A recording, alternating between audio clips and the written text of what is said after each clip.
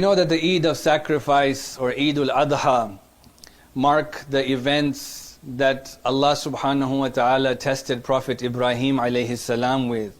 In particular when he was tested with the sacrifice of his son.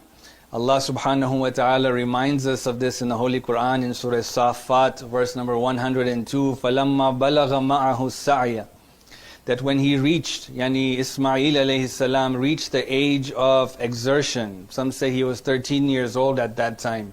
This sa'i means effort, and the effort here is when that son could be of use to Allah subhanahu wa ta'ala and be used to his father, somebody who would be there to see assistance. When he reached this age, Allah subhanahu wa ta'ala showed him this dream that for 3 nights he is to sacrifice his son. And so he comes to his son, قَالَ يَا بُنَيَّ إِنِّي أَرَى فِي الْمَنَامِ أَنِّي أَذْبَحُكَ فَانْظُرْ مَاذَا تَرَى, that, oh my son, I saw in my dream that I am to sacrifice you. Tell me what you think. And we get this very beautiful jawab from Ismail alayhi salam where he says, قَالَ يَا أَبَتِي إِفْعَلْ مَا تُؤْمَرْ, that do as you have been commanded, سَتَجِدُنِي إِنْ شَاءَ اللَّهِ مِنَ الصَّابِرِينَ, that you will find me inshallah amongst those who are patient.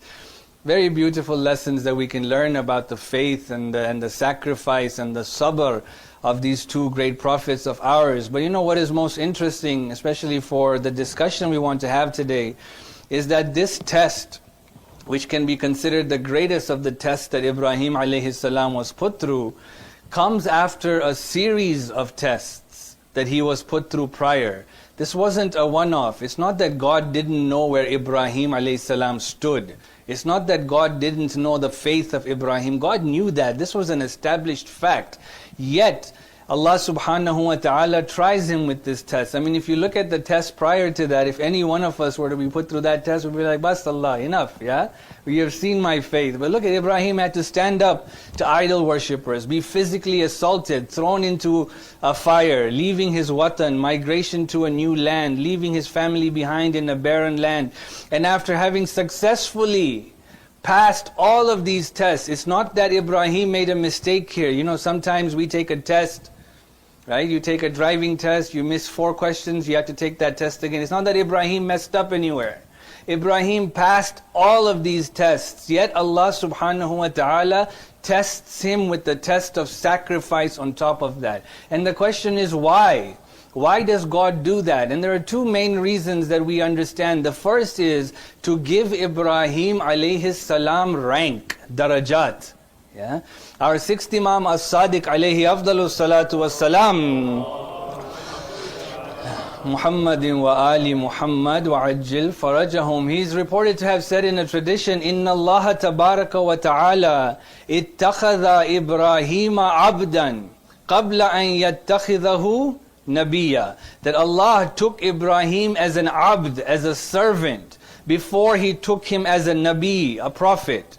وَإِنَّ اللَّهَ اتَّخَذَهُ نَبِيًّا قَبْلَ أَن يَتَّخِذَهُ رَسُولًا, and He took him as a prophet before He took him as a messenger. وَإِنَّ اللَّهَ اتَّخَذَهُ رَسُولًا قَبْلَ أَن يَتَّخِذَهُ Khalila, and then He took him as a messenger before He took him as a beloved, as a friend, a Khalil. And then He says, وَإِنَّ اللَّهَ اتَّخَذَهُ خَلِيلًا قَبْلَ أَن يَجْعَلَهُ إِمَامًا, and then He took him as a friend before He took him as an imam. فَلَمَّا جَمَعَ لَهُ الْأَشْيَاء, and then when all of these different qualities came together, at this time Allah says, إِنِّي جَاعِلُكَ لِلنَّاسِ إِمَامًا, that not only are you an imam now, you are an imam for all of mankind. Sallu ala Muhammad wa ali Muhammad. Salli ala Muhammadin wa ali Muhammad. Listen, we learn a tremendous lesson from this, right? Rank, right? Darajat. This is what we are striving for, right? To be closest to Allah, as close as we can. We don't know the number of levels. There are infinite levels of closeness to God. Our job is to strive to them. Darajat, rank, is not given arbitrarily by Allah subhanahu wa ta'ala.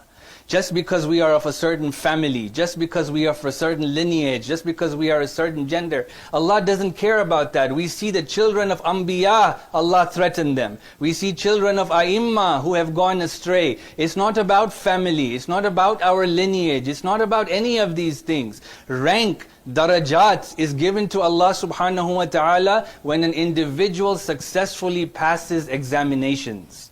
Yeah? When we are tested by God, and when we behave the way Allah subhanahu wa ta'ala wants us to behave in these tests, this is when Allah subhanahu wa ta'ala raises us in rank. And this is something that is crucially important. Embrace tests, my brothers and sisters. Yeah? Don't complain. Our natural reaction is to whine and complain when things don't go our way. Don't whine.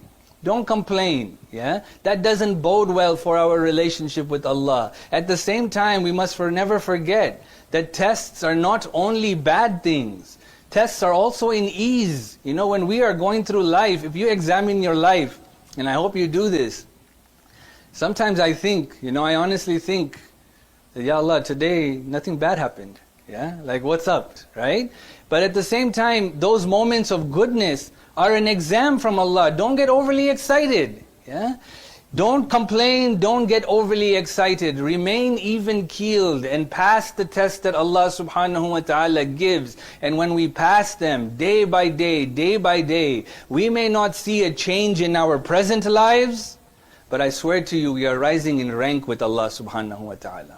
Because that is how darajat is given. That is how rank is given by Allah subhanahu wa ta'ala.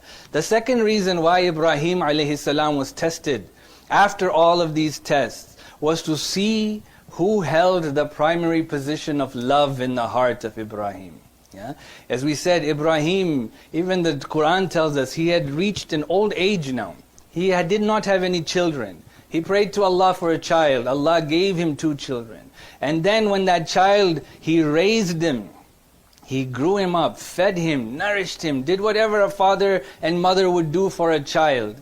When he reached that age when he could be a partner to him, Allah says, now I want you to sacrifice him. Imagine, right? When you have grown to love something, committed your time, efforts and energy into something, Allah now subhanahu wa ta'ala wants to see if we are willing to sacrifice that thing. Right? And this happens with us in many things, right? If, for example, you are starting a project or you are starting a hobby and you are forced to give that up at the very beginning, okay, fine, I haven't invested that much time, I haven't invested that much energy, that much money into it. But now that I have invested my life into it, now you tell me to give it up, it's going to be very difficult to give it up. But that's where Allah tests us. When we have attachments to things over a period of time, that is when that thing becomes a competitor to Allah subhanahu wa ta'ala. It becomes somebody who competes with Allah subhanahu wa ta'ala. And this is where Allah says very clearly in the Quran, وَمِنَ النَّاسِ مَنْ يَتَّخِذَ مِن دُونِ اللَّهِ أَنْدَادًا. He says there are people who take besides God's competitors, partners. Why? Because they have invested time in it. Right? They have invested energy in it. They have invested their blood and sweat into it. Allah says, when you do that, you are putting partners to me. Not to say that we don't do it. Do it. But never forget that the primary love belongs to Allah subhanahu wa ta'ala. The primary attention belongs to Allah subhanahu wa ta'ala. If in my business that I have sacrificed everything for, I have to cut corners and do something haram, I have set a competitor to Allah subhanahu wa ta'ala. Yeah? In my journeys and in my travels, if I do things which are haram, I have created competitors to Allah subhanahu wa ta'ala. Allah says, وَالَّذِينَ آمَنُوا أَشَدُّ حُبًّا لِلَّهِ. But for those who believe, they have this ardent love for God. Nothing comes in the way of Allah subhanahu wa ta'ala. And this is where we have to again do some soul searching. Right? If I in my life pick and choose what I want to follow with the religion of Allah, clearly I don't love Allah the way He deserves to be loved. Yeah? If at Salatul Fajr I can snooze till the last 5 minutes, clearly I don't love Allah the way He deserves to be loved. If I, because of my children, will do things which are haram that they want, I allow them to do haram things in the house, I allow them to listen to music in the house, I allow them to watch haram things in the house, Clearly, I don't love Allah as I should be loving Allah. This is where we have to reflect and think. These two things, my brothers and sisters, I swear, if we focus on them, and embrace the tests that we go through, and if we ensure that Allah holds the primary position of love in our hearts, then this day is a day of Eid, truly haqqan for each and every one of us. Wa akhiru da'wan and alhamdulillahi rabbil alameen wa sallallahu ala sayyidina wa nabiyyina Muhammad wa alihi at-tahirin.